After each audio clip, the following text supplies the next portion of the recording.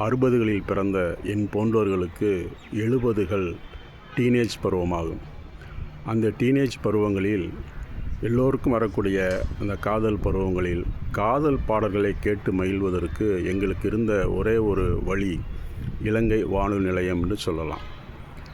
அப்பொழுதுதான் டிவிக்கள் உள்ளே நுழைந்து கொண்டிருக்கின்ற காலகட்டம், வானொலிகள் விலகி போய் கொண்டிருக்கின்ற காலகட்டம். டிவியிலே பெரும்பாலும் இந்தி நிகழ்ச்சிகள் இருந்தாலும் வானொலியில் கேட்கின்ற இலங்கை வானொலி நிலையத்தாருடைய நெஞ்சில் நிறைந்தவை, நினைவில் நின்றவை போன்ற பாடல்களிலும் பழைய பாடல்களை கேட்டு ரசித்தவர்கள் நாங்கள்.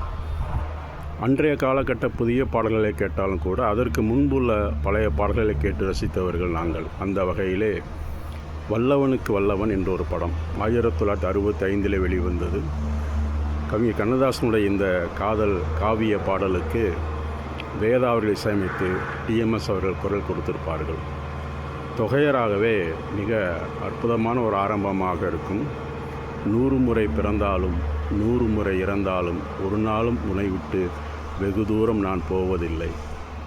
உலகத்தின் கண்களிலே உருவங்கள் மறைந்தாலும் ஒன்றான உள்ளங்கள் ஒருபோது மறைவதில்லை என்று அந்த தொகையராவுடன் ஆரம்பித்த ஓராயிரம் பார்வையிலே உன் பார்வையை நான் அறிவேன், உன் காலடி ஓசையிலே உன் காதலை நான் அறிவேன். அன்றைய காலகட்ட அந்த டீனேஜ் இளைஞர்களுக்கு இந்த காதல் பாடல் தினமும் இலங்கை வானொலி நிலையத்தார் நீரூற்றி வேர்விட்டு வளர்த்த ஒரு செடி என்றே சொல்லலாம்.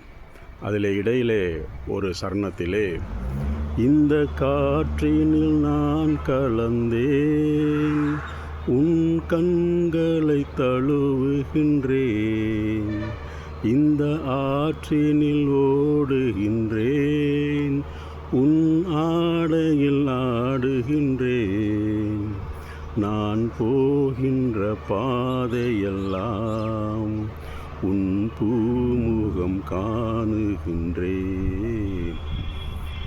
என்று வரக்கூடிய இந்த காதல் பாடல் இன்றைக்கும் எங்கள் நெஞ்சில் நீங்காத நினைவுகளாக இருக்கும் என்று அன்றைய கால இளைஞர்களாக நாங்கள் சொல்லிக்கொள்கிறோம்.